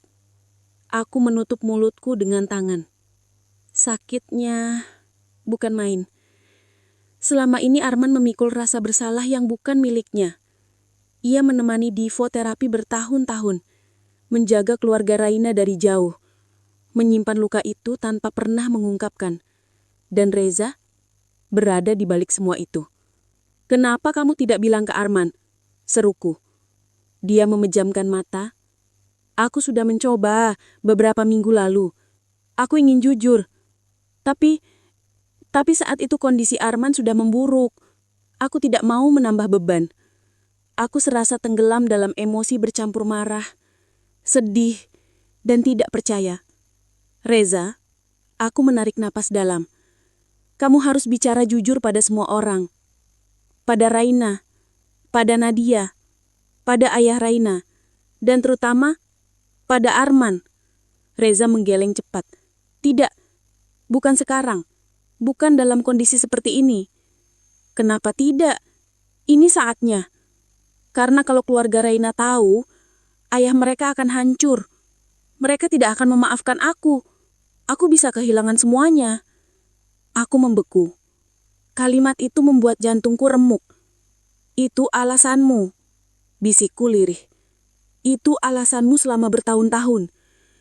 Kamu memilih kenyamananmu sendiri dan membiarkan abangmu terluka." Reza terdiam. Terlalu lama. Aku merasa air mata jatuh. Bukan karena kasihan, tapi karena kecewa. "Reza, Arman sedang berjuang hidup di ICU, dan dia masih memilih melindungimu. Tapi aku tidak bisa hanya diam." Reza menatapku panik. "Aulia, tolong. Jangan lakukan apapun dulu. Aku mohon." Aku menggeleng. "Tidak. Setelah ini, aku akan menemui ayah Raina." Reza berdiri cepat, mencoba menahanku. "Jangan. Kamu tidak tahu apa yang kamu buka." Aku menatapnya tajam, tegas, dan penuh tekad. Aku mencari kebenaran, dan tidak seorang pun bisa menghentikanku. Kami saling menatap. Reza menggenggam tangannya, bukan marah, tapi takut. Dan di detik itu, ponselku bergetar. Nomor rumah sakit. "Aulia, suami ibu menunjukkan respon yang tidak biasa. Kami butuh ibu kembali ke ICU." Aku menatap Reza dengan mata basah. "Setelah ini," kataku perlahan nyamun pasti, "tidak ada lagi yang bisa ditutup-tutupi." Aku berbalik dan mulai berlari kembali menuju bangsal ICU, meninggalkan Reza yang berdiri terpaku, wajahnya dipenuhi kecemasan dan penyesalan. Aku tahu inilah langkah menuju akhir yang menegangkan. Kebenaran penuh akan terungkap, dan salah satu dari mereka harus bertanggung jawab. Dengan napas tersengal dan langkah terburu-buru, aku berlari kembali menuju ICU. Perasaanku campur aduk, cemas, hancur, sekaligus penuh tekad. Aku tidak tahu apa yang akan menungguku di balik pintu itu. Entah kabar baik atau sebaliknya. Tapi aku tahu satu hal. Arman membutuhkan aku. Saat aku tiba, perawat dan dokter baru saja keluar dari ruangan. Wajah mereka serius namun tidak panik. Itu sedikit melegakanku. "Ibu Aulia?" panggil dokter. "Iya, Dok. Bagaimana kondisi Arman? Apa yang terjadi?" Dokter itu tersenyum kecil, senyuman yang jarang kulihat sejak Arman dirawat. Beliau menunjukkan respon yang lebih kuat daripada sebelumnya. Napasnya mulai mengikuti ritme mesin dengan lebih stabil. Kami melihat perkembangan positif. Aku hampir tidak percaya. "Benar, Dok. Jadi, dia membaik. Belum bisa dipastikan sembuh, Bu, tapi ini kabar baik." Aku menutup mulut dengan tangan, air mata haru mengalir begitu saja. "Boleh saya masuk?" tanyaku lirih. "Tentu, silakan masuk. Tapi jangan terlalu lama." Aku mengangguk dan masuk ke ruang ICU. Arman masih terbaring dengan bantuan alat medis, tapi wajahnya tidak sepucat tadi. Matanya sedikit terbuka, meski tidak sepenuhnya sadar. Aku mengatur napas, lalu menggenggam tangannya, Arman, aku di sini. Jariku merasakan gerak kecil dari tangannya, lebih kuat daripada sebelumnya. Isyarat bahwa ia merespon. Isyarat bahwa ia mendengarku. Aku duduk lebih dekat, menunduk di samping wajahnya. Aku tahu semuanya, atau setidaknya sebagian dari kebenaran. Tentang Reza, tentang Nadia, tentang Divo, tentang ayah Raina. Sayang, kamu tidak perlu memikul sendiri lagi. Kelopak matanya bergerak. Seperti ia berusaha membuka mata, tetapi belum kuat. Aku janji. Lanjutku suara lembut namun penuh tekad. Apapun yang kamu sembunyikan, aku akan selesaikan. Untukmu, untuk kita. Arman menggerakkan bibirnya sedikit. Aku mencondongkan tubuh, mendekat. Auli, suaranya serak, sangat lemah, tapi cukup jelas. Iya, aku di sini. Jawabku cepat, menahan air mata. Katakan sayang, kamu ingin bilang apa? Ia mengerutkan dahi, tubuhnya seakan lelah bertarung, tapi ia tetap mencoba. Auli, hati. Aku memegang tangannya lebih erat. Hati-hati dengan siapa? Reza? Ia menggeleng, sangat pelan, tapi cukup membuatku tercengang. Bukan Reza. Ia menelan ludah dengan sulit. Hati-hati dengan orang yang bilang mau bantu. Aku terdiam. Nafasku tersekat. Orang yang bilang mau bantu? Yang mana? Siapa? Raina? Nadia? Ayah Raina? Atau seseorang yang belum muncul? Auli, Arman mencoba lagi. Orang itu masih ada di sekitar kamu. Aku merinding. Seluruh bulu kuduk berdiri. Siapa Arman? Siapa? Tangisku pecah. Arman membuka mata lebih lebar untuk pertama kalinya sejak ia koma. Namun tepat saat ia akan menyebut nama itu, monitor jantungnya berbunyi cepat. Ada perubahan lagi, seru perawat. Dokter masuk bertubi-tubi.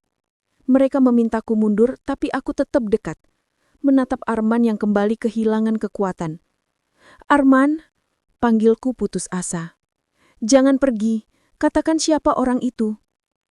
Namun tubuhnya melemah, mata yang tadi mulai terbuka perlahan terpejam lagi. Dokter terus mengatur alat, memberikan instruksi. Setelah beberapa menit yang terasa seperti keabadian, kondisinya kembali stabil, tapi Arman tidak lagi merespon. Aku menatap dokter dengan wajah basah air mata. Dok, bagaimana? Dokter menghela napas. Beliau kembali tidak sadar, tapi stabil. Jangan khawatir. Tidak sadar. Lagi. Aku jatuh duduk di kursi. Lemas. Tangan gemetar. Hati seperti diremas. Arman hampir mengatakannya. Hampir mengungkap nama orang yang sebenarnya menjadi ancaman terbesar. Bukan Reza, bukan Nadia, bukan ayah Raina. Orang lain. Seseorang yang mengaku ingin membantu. Siapa? Siapa? Ketika aku berusaha memproses semuanya, pintu ICU terbuka perlahan. Raina dan Nadia muncul di ambang pintu. Wajah mereka sama-sama tegang, tapi berbeda. Raina tampak takut, Nadia tampak waspada. Dua perempuan, dua kisah, dua versi kebenaran. Dan Arman baru saja mengatakan bahwa ancamanku adalah orang yang mengaku ingin membantu. Keduanya menatapku, menunggu suaraku, menunggu reaksiku. Aku bangkit perlahan. Sadar bahwa mulai detik ini, Kalimat itu berputar-putar di kepalaku saat aku berdiri di depan Raina dan Nadia. Keduanya menatapku dengan ekspresi berbeda, tetapi sama-sama menunggu reaksi dariku. Menunggu aku memilih salah satu dari mereka. atau mungkin menolak keduanya sekaligus. Rasanya seperti aku berdiri di tengah pusaran badai, dan mereka adalah dua angin yang menarikku ke arah berbeda. Raina melangkah mendekat terlebih dahulu. "Aulia, bagaimana kondisi Arman? Ia sempat merespons kan?" Suaranya terdengar tulus, tetapi setelah semua yang terjadi, aku tak lagi tahu harus mempercayai apa. Aku hanya mengangguk tipis tanpa memberi detail. Nadia ikut mendekat. Tatapannya tajam, namun tidak agresif. Lebih seperti seseorang yang sedang menilai apakah aku sudah mengetahui sesuatu. "Dia bilang sesuatu, bukan?" tanya Nadia pelan. Aku menahannya dengan tatapan. "Kenapa kamu bertanya seperti itu?" Nadia tidak menjawab, hanya memandangku seakan menunggu aku membuka rahasia terlebih dahulu. Ketegangan itu terlalu pekat. "Baik," kataku akhirnya, memutus keheningan. "Kalian berdua mengatakan ingin membantu. Tapi Arman memperingatkan aku tentang seseorang yang mengaku ingin membantu, namun sebenarnya justru membahayakan." Raina menutup mulutnya, wajahnya memucat. "Aulia, kamu tidak mungkin mengira aku belum menuduh siapapun, tapi aku juga tidak bisa percaya begitu saja." Nadia mengangkat dagunya sedikit, seperti merasa ia berada selangkah lebih unggul. "Kalau begitu, Aulia, ayo kita selesaikan ini dengan fakta, bukan emosi." Aku memutar tubuh, meninggalkan lorong ICU tanpa bicara. Langkahku cepat. Aku tidak ingin menangis, tidak sekarang. Raina dan Nadia menyusul beberapa langkah di belakangku. Aku menuju taman rumah sakit, tempat yang sedikit tenang, tempat aku bisa berpikir.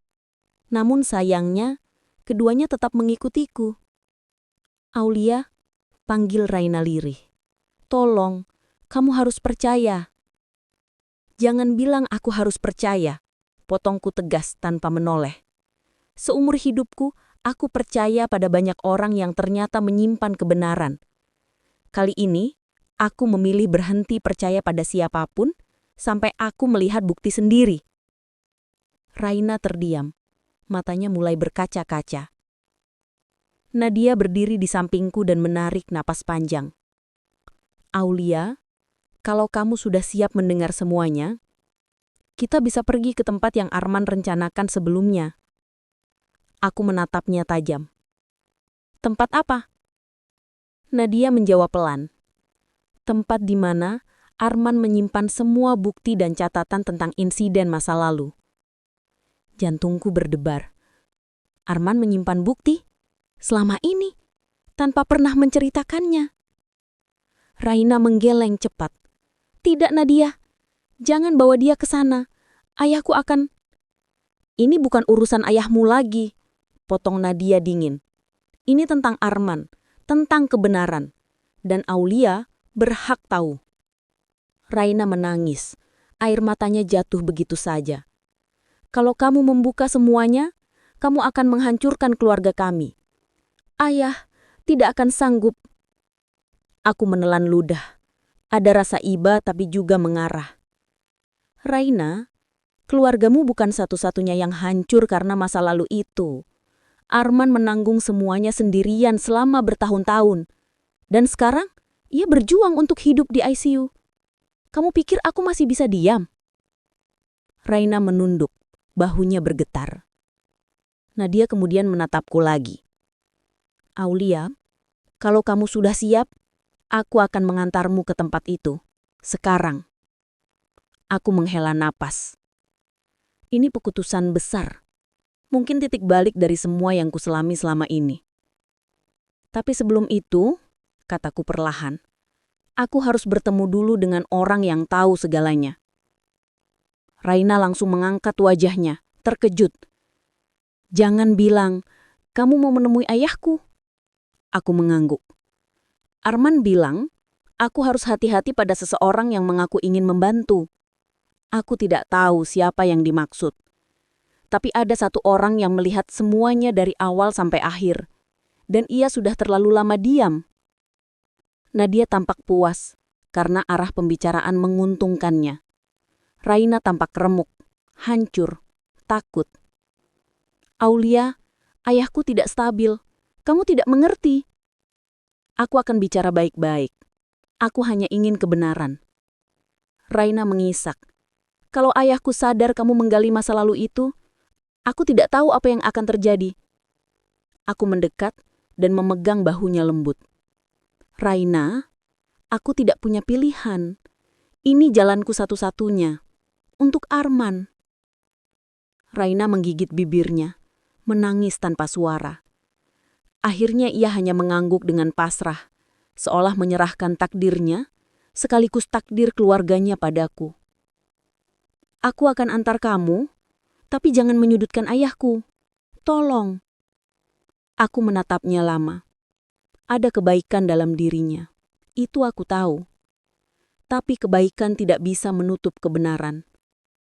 Aku janji, aku hanya ingin mendengar. Setelah itu, kami bertiga berjalan keluar rumah sakit. Malam sudah turun sepenuhnya. Lampu-lampu taman berpendar lembut, namun suasana hatiku gelap. Kami akan menemui saksi kunci, ayah Raina.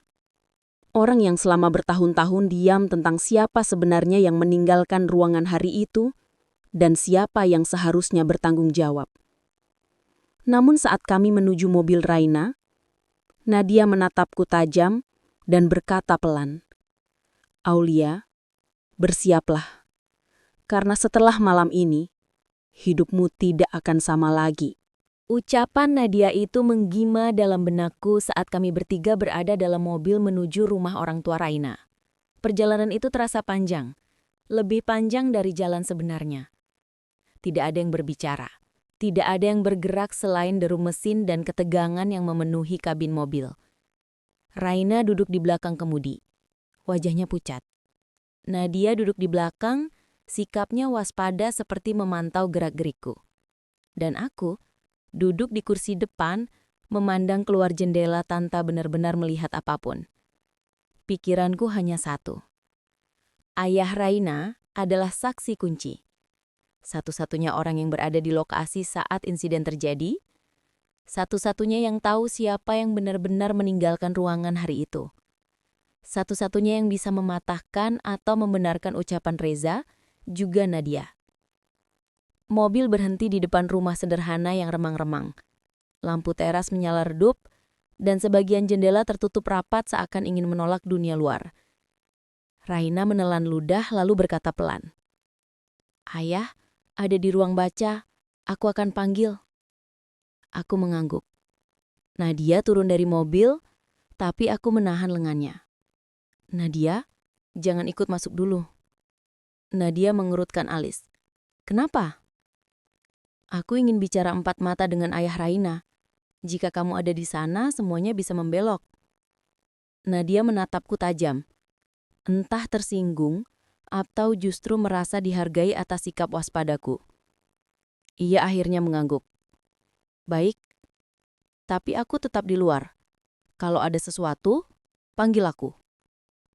Kami masuk ke dalam rumah. Ruang tamu sederhana, namun terasa penuh dengan kenangan lama yang tidak kukenal. Suasananya sunyi, terlalu sunyi. Raina mengetuk pintu sebuah ruangan di lorong samping. Ya, ada seseorang ingin bicara?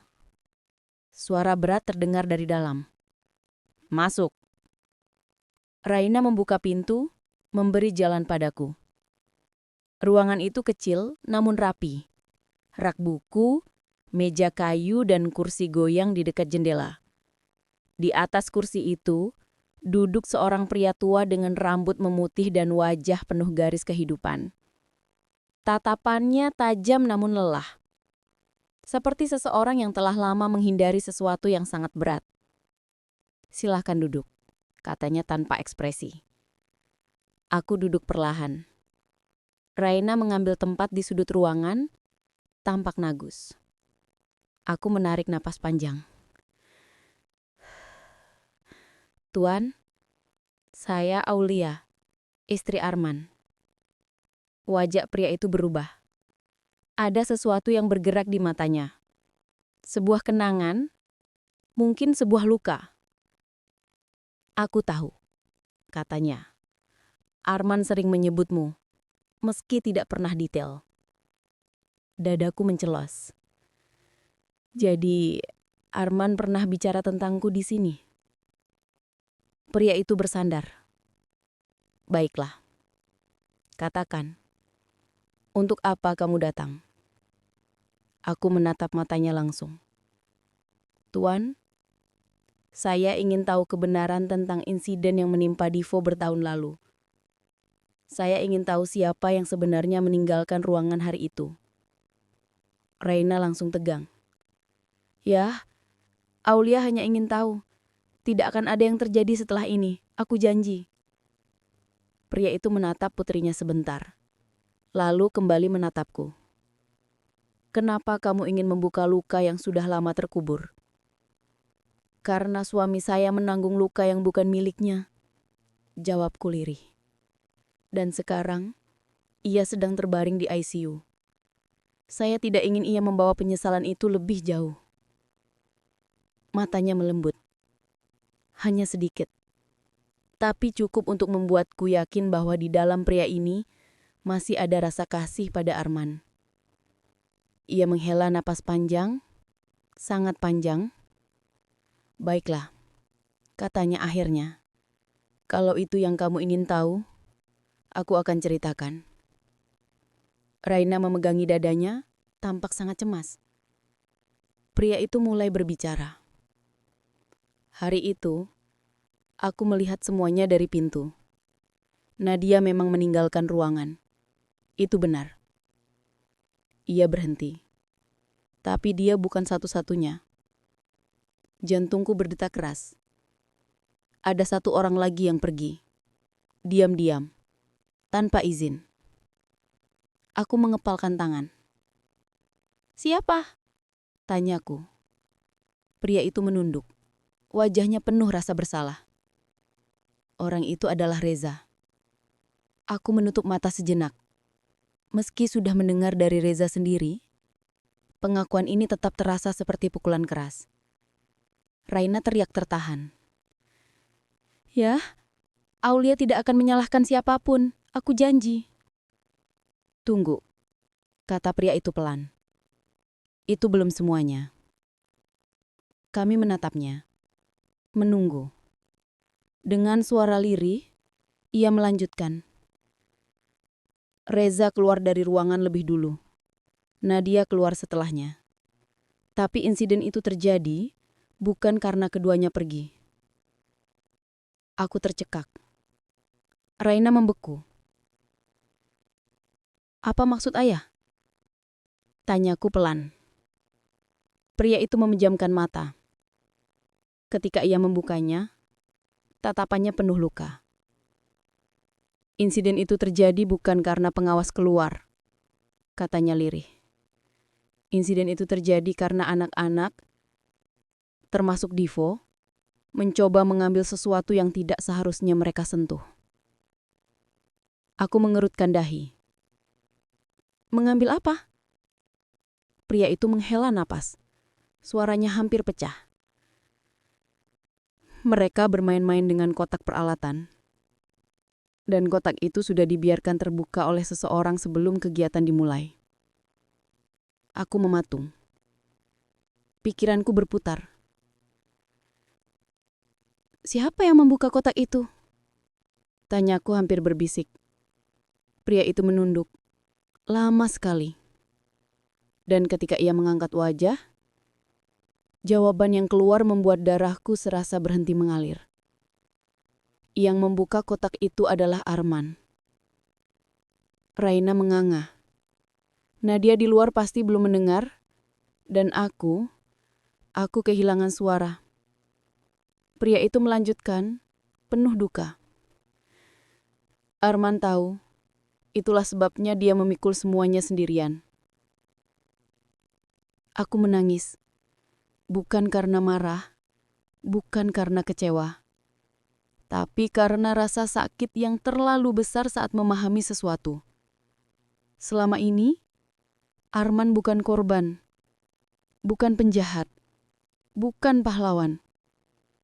Dia adalah manusia yang pernah melakukan satu kesalahan kecil dan menebusnya dengan seluruh sisa hidupnya. Raina teriak tertahan, menutup wajahnya. Dan aku hanya bisa menunduk, memeluk diriku sendiri sementara kebenaran itu menghantamku dari segala arah. Aku mengusap air mataku. Meski hatiku hancur, satu hal menjadi jelas. Sekarang aku tahu semuanya. Dan aku yang harus memutuskan bagaimana Arman akan hidup setelah ini. Dalam keheningan itu, ponselku tiba-tiba bergetar. Pesan baru. Dari nomor tak dikenal.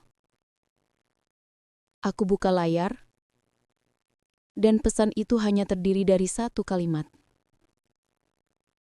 Arman tidak boleh sadar. Episode ini belum berakhir.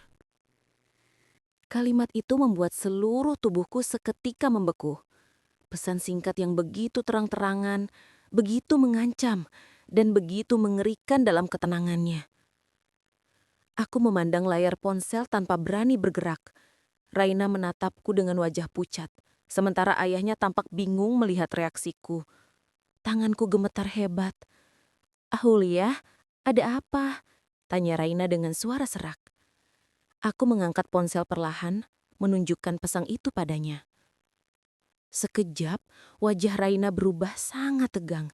Ketakutan, tidak percaya, dan ngeri sekaligus. Apa maksudnya? Arman tidak boleh sadar. Siapa yang mengirim itu? Aku tidak tahu. Jawabku terbata. Tapi seseorang tidak ingin Arman bangun dan bicara. Ayah Raina menatap pesan itu dengan wajah gelap. "Ini bukan ancaman biasa," gumamnya. "Ini suara seseorang yang memiliki banyak kehilangan jika kebenaran terbuka." Kata-kata itu membuatku merinding. Siapa yang akan rugi bila Arman bangun dan bicara? Nadia? Reza? Ayah Raina? Atau seseorang yang belum kami duga sama sekali? Tanpa membuang waktu, aku bangkit dari kursi. Aku harus kembali ke rumah sakit sekarang. "Bu, tunggu!" Raina mengejarku. "Bahaya kalau kamu sendirian." "Aku tidak sendirian," jawabku tegas. "Arman menunggu, dan aku tidak akan membiarkan siapapun menyentuhnya." Aku berlari keluar rumah, pergi menuju mobil. Raina mengikuti, air matanya mengalir. Ayahnya tetap di dalam, wajahnya penuh penyesalan yang terlalu lama ia pendam. Di perjalanan, aku terus memikirkan semuanya. Seluruh potongan kebenaran yang terungkap malam itu. Arman membuka kotak itu tanpa sengaja, Nadia pergi karena tugas yang diminta Arman, Reza pergi karena panggilan mendesak dan terlalu takut mengaku. Ayah Raina diam karena ingin melindungi. Dan Arman memikul semua kesalahan itu sendirian. Dengan diam, dengan rasa bersalah, dengan ketulusan. Dan seseorang tidak ingin ia bangun dan menghapus versi kebenaran yang selama ini menutupi mereka. Ketika sampai di rumah sakit, aku turun dan berlari menuju ICU. Raina mengejarku tanpa henti. Tapi begitu sampai di lorong ICU, aku terhenti. Napas kami sama-sama tercekak. Nadia berdiri tepat di depan pintu ICU. Wajahnya dingin, tatapannya tajam, dan ia menatapku tanpa tersenyum seperti sebelumnya. "Aulia, kita perlu bicara. Sekarang." Aku menahan napas. "Tidak, aku mau masuk menemui suamiku." Nadia menyilangkan tangan. "Kalau kamu masuk sekarang, semuanya akan terlambat. Kamu tidak bisa menghentikanku. Aku sudah tahu semuanya." Nadia memandangku lama. "Kamu pikir kamu tahu? Kamu pikir Arman adalah korban penuh cerita ini?" Raina berdiri di sampingku, mencoba melindungi. "Nadia, jangan macam-macam." Namun Nadia justru menatap Raina dengan senyum tipis yang penuh ironi. Kamu dari tadi hanya tahu setengahnya." Aku mengambil langkah maju. "Aku tidak peduli lagi. Yang penting Arman selamat dan bisa bicara sendiri." Nadia menatapku dengan ekspresi yang sulit kubaca, antara iba, marah, dan mungkin takut. Aulia, kalau Arman sadar, ia tidak hanya akan membebaskan dirinya, ia juga akan membongkar seseorang yang selama ini berlagak suci. Aku mencengkeram pegangan pintu ICU. Seseorang. Nadia mengangguk pelan. Orang yang paling kamu percayai. Aku menegang. Siapa yang kamu maksud? Nadia membuka mulutnya untuk menjawab. Namun, sebelum satu kata pun keluar, pintu ICU tiba-tiba terbuka dari dalam. Dokter keluar dengan wajah lega. Bu Aulia, suami ibu sudah sadar. Beliau mencari ibu. Dunia seakan berhenti. Aku menatap Nadia. Nadia membalas tatapanku. Wajahnya pucat, panik, dan mungkin kalah. Aku tidak menunggu sedetik pun. Aku masuk ke dalam ICU. Di dalam, Arman sadar sepenuhnya, meskipun lemah. Namun matanya jernih, hangat, penuh rasa lega saat melihatku. Aulia, suaranya serak. Akhirnya, aku menatapnya dengan mata berkaca-kaca. Arman mengeluarkan tangannya pelan dan aku meraihnya erat-erat. Aku di sini, bisikku. Kita selesaikan semuanya bersama ya. Ia mengangguk pelan, dan dari wajahnya, aku tahu satu hal. Arman siap mengatakan kebenaran penuh, tanpa ditahan siapapun. Dan di luar sana, di balik pintu ICU, aku mendengar suara gaduh kecil, seperti dua orang bertengkar. Raina menangis, Nadia bicara dengan suara tinggi. Tapi aku tidak peduli. Untuk pertama kalinya sejak badai ini bermulai, aku memilih fokus pada satu hal. Pria yang kusayangi, yang akhirnya kembali padaku, dan kebenaran yang akan kami hadapi bersama. Itu adalah akhir dari badai besar dalam rumah tanggaku, dan awal dari kehidupan baru yang akan kami jalani dengan hati yang lebih kuat, lebih jujur, dan lebih utuh.